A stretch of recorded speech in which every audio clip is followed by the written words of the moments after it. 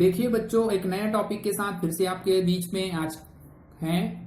लिखा है नकदी के अतिरिक्त किसी अन्य प्रतिफल के लिए अंशों का निर्गमन। ठीक है, देखो बच्चों, अभी तक के हमने जो पढ़े हैं उसमें अंशों का निर्गमन जो है ना नगद पैसा प्राप्त करने के लिए किया जाता था। अभी जो है नकदी पैसे के लिए हम अंशों का निर्गमन नहीं करेंगे, लेकिन अन्य प्रतिफल के लिए करने वाले हैं। अन्य प्रतिफल का मतलब ये है कि हमने कोई स्थायी संपत्ति खरीदा है, उसके लिए भी कर सकते हैं, या फिर हम किसी प्रवर्तक को कर सकते हैं, या तो फिर किसी व्यवसाय को हम अगर खरीदते हैं बच्चों, उस कंडीशन में भी अंशों का निर्गमन कर सकते हैं। ठीक है, तो उसी प्रकार के एक उदाहरण मैंने यहां पर लिया है बच्चों, देखिए, जिसमें एक संपत्ति मशीन के रूप में खरीदी गई है। ठीक है, देखिए उदाहरण में लिखा है कृष्णा लिमिटेड कंपनी ने विजय ट्रेडर्स से 72,000 रुपए की मशीन खरीदी। इसके भुगतान में 100 रुपए वाले पूर्ण दर, है ना, पूरा भुगतान करने वाला पूर्ण दर सामान्य अंश मतलब समता अंश निर्गमित किए। पंजी प्रविष्टियां दीजिए यदि अंश, है ना, यदि अंश निर्गमित किए गए हों, है ना, अगर अंश का निर्गमन किए गए हों, अलग अलग मूल्यों पर दिया है, अगर सम मूल्य पर निर्गमित किए गए हैं, या फिर 10% बट्टे पर निर्गमित किए गए हों, या 20% प्रीमियम पर निर्गमित किए गए हों, तो इन तीनों कंडीशन में जो है उसकी पंजी प्रविष्टि क्या बनेगा, ये हमें प्रश्न में पूछा जा रहा है।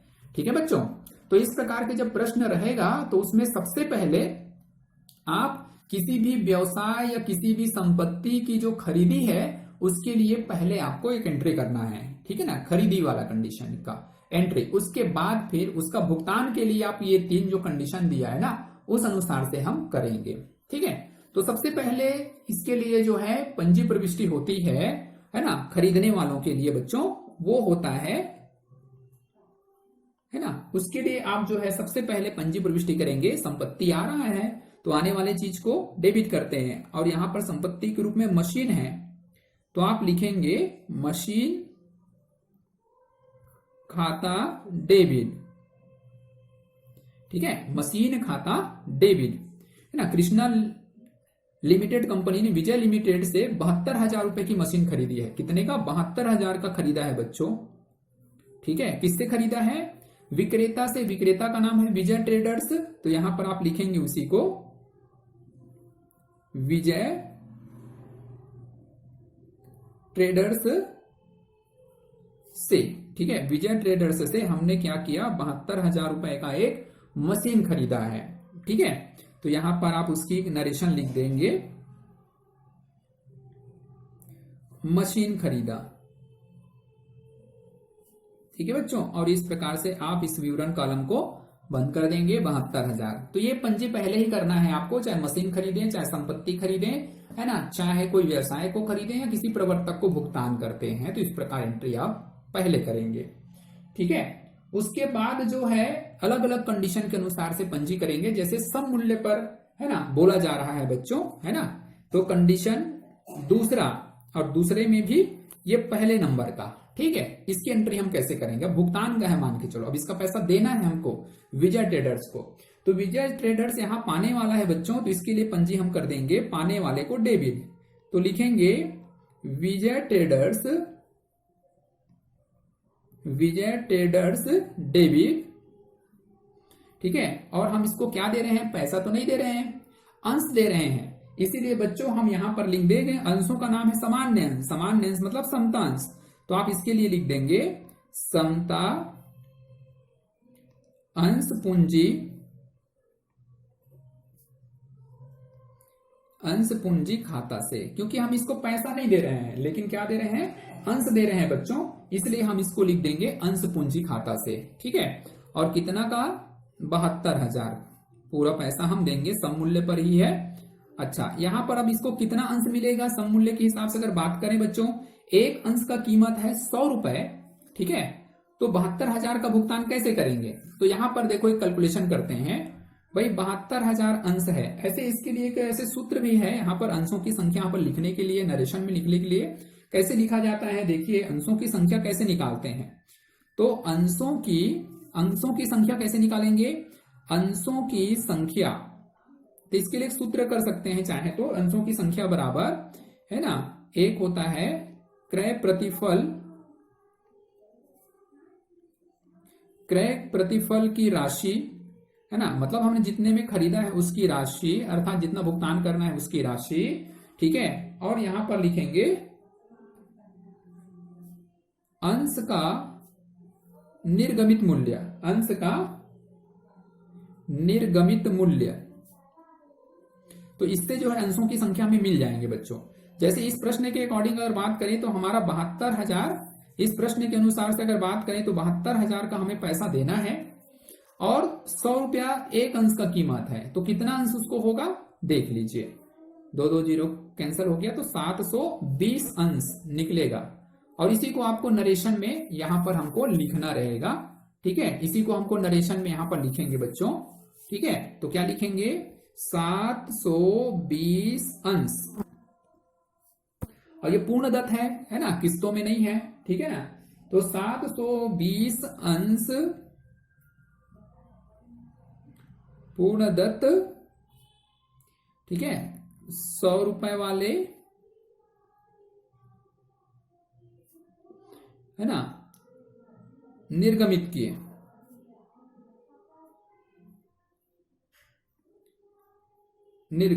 इस प्रकार से इसका नरेशन आप थोड़ा देख के लिख देंगे, ठीक है।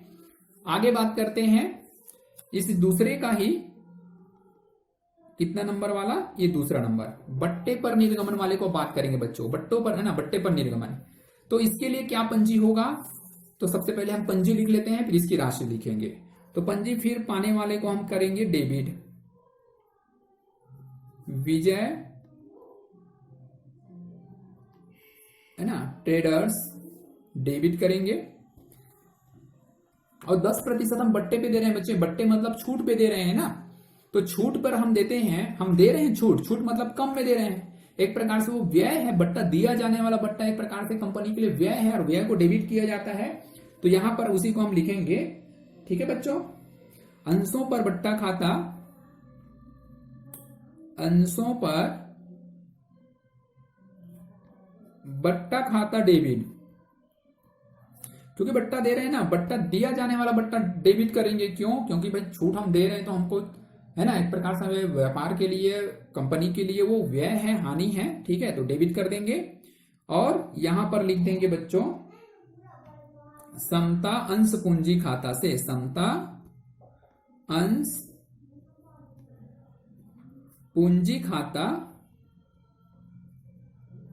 समता अंश पूंजी खाता से। फिर इसका नरेशन, कितना अंश उसको देना पड़ेगा वो हम यहां पर लिखेंगे। देखिए बच्चों, है ना, विजय ट्रेडर्स से हमने कितना 72,000 रुपए का मशीन तो खरीदा है, लेकिन उसको हम छूट दे रहे हैं 10%, है ना। इसके कारण कितना पैसा उसको देना पड़ेगा। तो सबसे पहले अंशों की संख्या निकाला जाता है बच्चों इसमें। तो देखो सूत्र वही है, अंशों की संख्या बराबर क्रय प्रतिफल बटे अंशों का निर्गमित मूल्य, है ना। तो यहां पर अगर देखें तो हमको जो है ये बट्टा के कंडीशन में है ना, तो 72,000 हमको उसको देना है, ठीक, 10% बट्टे पर देना है। तो देखिए बच्चों, हमारे अंश का जो कीमत है वो है 100 रुपए, इसका 10% होता है बच्चों 10 रुपए। तो कितने रुपए हम दे रहे हैं, 100 रुपए की चीज को हम 90 रुपए में दे रहे हैं। तो यहां पर हम 90 रुपए इसको भाग दे देंगे, तो पता चलेगा कितने अंश, है ना, उसको देना होंगे। देखिए 9 एकम 9, 9 अट्ठे 72 और 2 0 और इस प्रकार हम उसको कितने देंगे भाई, यहां पर लिखता हूं मैं 800 अंश। 800 अंश हमें देना पड़ेगा, क्योंकि छूट दे रहे हैं ना, इसी कारण 800 अंश उसे देना पड़ेगा। तो उसको हम यहां पर नरेशन के रूप में अब लिखेंगे, अच्छा, है ना, 800 अंश पूर्ण दत्त, 800 अंश, है ना, पूर्ण दत्त 10% बट्टे पर निर्गमित किया गया। ये इसका नरेशन आपको, है ना, इस प्रकार से आप लिख लेंगे। अच्छा, इसकी राशियां देखिए भाई, तो 800 गुणा 100 कितना हो जाएगा भैया, ये हो जाएगा 80,000। तो 80,000 का 10% हमारा आ जाएगा 8,000। तो 8,000 का हम उसको छूट दे रहे हैं, इसका मतलब है। ठीक है बच्चों, 8,000 का हमने इसको छूट दिया और इस प्रकार से जो है ना, देना था 72,000 लेकिन 8,000 का छूट दिया उसको, है ना भाई। इस कारण से 8,000 का उसको फायदा हो गया। और भी किसको, है ना, किसको फायदा हो गया, विजय ट्रेडर्स को फायदा हो गया और कंपनी को 8,000 का घाटा हो गया। ठीक है, 72,000 के चीज के लिए हमें 80,000 का अंश देना पड़ रहा है बच्चों। ठीक है, छूट देने के कारण से। ओके, तो इस प्रकार इसकी एंट्री करेंगे तो ये भी आपको अच्छे समझ में आया होगा। अब हम बात करते हैं, अगर हम अपने अंशों को प्रीमियम पर निर्गमित करते हैं भुगतान के टाइम पे, तो देखिए दूसरे का ही ये तीसरा नंबर देखे हैं। तो इसके लिए पंजी हो जाएगा बच्चों विजय ट्रेडर्स, डेबिट करेंगे विजय ट्रेडर्स डेबिट, और समता अंश पूंजी, समता अंश पूंजी खाता से और अंश प्रीमियम खाता से, अंश प्रीमियम खाता से, इस प्रकार पंजी होंगी। अब विजय ट्रेडर्स को हमको देना है भाई 72,000 देना है, लेकिन इस बारी है ना कंपनी ने रेट बढ़ा के उसको ये किया 20% प्रीमियम पे है ना, यहां पर देख लेंगे 20% प्रीमियम। ठीक है, तो अंशों की संख्या हम यहां पर निकालेंगे सेम इसी प्रक्रिया के अनुसार से, प्रीमियम पर प्रीमियम। ठीक है बच्चों, 20% प्रीमियम, तो हमको उसको देना है 72,000 रुपए देना है। अब अंश का निर्गमन मूल्य यहां पर हम लिखेंगे भाई 100 रुपए तो हमारे अंश का है, और प्लस 20% उस पर क्या लगेंगे, प्रीमियम को जोड़ेंगे ना भाई, 20% प्रीमियम तो 20 रुपये और। तो यहां पर अगर बात करें तो 72,000 बट्टे 120। ठीक है, इस प्रकार से हम इसको ये करेंगे बच्चों। अब इसको कैंसिल करते हैं, 1 0 1 0, 12 एकम 12 और 12 6 का 72 और 2 0 और, इस प्रकार से हमारा आ गया कितना, है ना, इस प्रकार से हमारा आ गया 600 अंश। 600 अंश आ गया बच्चों। ठीक है, ये 600 अंश आ गया प्रीमियम के हिसाब से, 600 अंश बस देंगे, है ना। शुरू में सम मूल्य था तो हमने कितना दिया अंश उसको, 720 अंश दिए। कम पे बेचा तो 800 अंश दिए, अब ज्यादा पे बेच रहे हैं तो 600 अंश देंगे। ठीक है, तो उसी के हिसाब से अब इसको लिखेंगे। ठीक है ना भाई।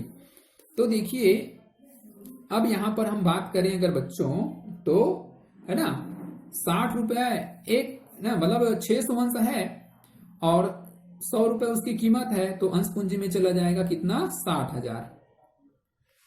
ठीक है, 60,000 यहां पर लिख देता हूं मैं। ठीक है, इसको 600 अंश पूर्णदत्त 20% प्रीमियम पर निर्गमित किया, निर्गमित किया गया। ठीक है बच्चों, अब इसी का 20% आप निकाल लीजिए तो कितना होगा, 6 दूनी 12, है ना, 12,000 रुपए। और इस प्रकार से यहां पर देखेंगे 60,000 और 12,000 मिलकर के 72,000। ठीक है, मतलब 12,000 का कंपनी को कम पैसा कम देना पड़ा है, क्योंकि अंश का कीमत ज्यादा है, प्रीमियम पर हम उसको निर्गमित कर रहे हैं, है ना, 20 रुपया एक्स्ट्रा ले रहे हैं उसके ओरिजिनल कीमत से। इस कारण 12,000 का हमें फायदा हो रहा है। 72,000 के चीज के लिए हम केवल और केवल 60,000 दे रहे हैं। ठीक है, यहां पर देखो 72,000 के चीज के लिए हम 80,000 दे रहे हैं। क्यों, क्योंकि बट्टा छूट दिए इसी कारण। ठीक है ना भाई। और यहां पर जो है चूंकि हम प्रीमियम के रूप में ले रहे हैं, तो 72,000 के चीज के लिए केवल और केवल 60,000 दे रहे हैं। और जब सम मूल्य पर होता है बच्चों, तो जितने का वस्तु उतने का भुगतान, है ना, 72,000 की चीज 72,000 का भुगतान। तो यही इसमें अंतर रहता है और इसी प्रकार की चीजें जो है इसमें ये करने होते हैं। तो बहुत ही सिंपल ये है बच्चों, है ना। तो आप सभी जो है इस चीजों को अच्छे से ध्यान रखेंगे, है ना। और जो भी आपको दिखाया गया सूत्र लिखाया गया, है ना, आप देख लेंगे। यहाँ पर एक बार और दिखा देता हूं, अंशों की संख्या कैसे निकालते हैं, क्रय प्रतिफल की राशि बटे अंश का निर्गमित मूल्य। ठीक है, सम मूल्य रहेगा तो जो भी रेट, जैसे प्रश्न अनुसार 100 रुपए था तो 100 रुपए, बट्टा मूल्य हो गया तो वहां पर लिखोगे 100 ऋण जितना परसेंट उसका बट्टा है। जैसे यहाँ पे 10% था तो हमने 10 घटाया, ये देखो है ना, इसको यहाँ पर लिख सकते थे ना वैसे, फिर 90 रुपए निकलेगा। प्रीमियम रहेगा तो इस प्रकार से प्लस कर देंगे और ये अंशों की संख्या निकल जाएगा। अब उसी के अनुसार से जैसे यहाँ पर जो है 600 अंश है, 600 गुना 100 बराबर आ जाएगा, अंश पूंजी में कितना लिखना है वो निकल जाएगा 60,000। उसी प्रकार से यहाँ पर अगर निकालते हैं तो 100 से गुना करेंगे, 100 रुपए इसका कीमत है तो अंश पूंजी में आ जाएगा 80,000। ठीक है ना, कैसे कैसे आया वो कर सकते हैं। यहाँ पर जो है 720 अंश थे, 100 रुपए से गुना कर दिए तो कितना आ गया 72,000 अंश पूंजी में लिखेंगे। ठीक है, तो इस प्रकार से इसको निकालना होता है। ये बहुत ही सिंपल सी चीजें हैं, ठीक है, आराम से कर सकते हैं। कॉमर्स के स्टूडेंट होने के नाते इतना तो हिसाब किताब आप सभी को आना ही चाहिए। तो ठीक है बच्चों, आज के क्लास में आपने समझा नकदी के अलावा अन्य प्रतिफल के रूप में, है ना, अंशों का निर्गमन कैसे किया जाएगा, है ना, किया जाता है। और यही जो है इस प्रश्न का एक लास्ट क्वेश्चन था। ठीक है, अगले क्लासेस में आपको हम अंशों का हरण के बारे में पढ़ाएंगे। ठीक है, अंशों का हरण क्या है और अंशों का हरण कैसे किया जाता है, उसकी जर्नल एंट्री कैसे की जाती है। उसके साथ ही हम उसमें और आगे देखेंगे अंशों का पुनर्निर्गमन कैसे किया जाता है। तो ठीक है बच्चों, आज के क्लास में तो फिलहाल बस इतना ही है। ओके।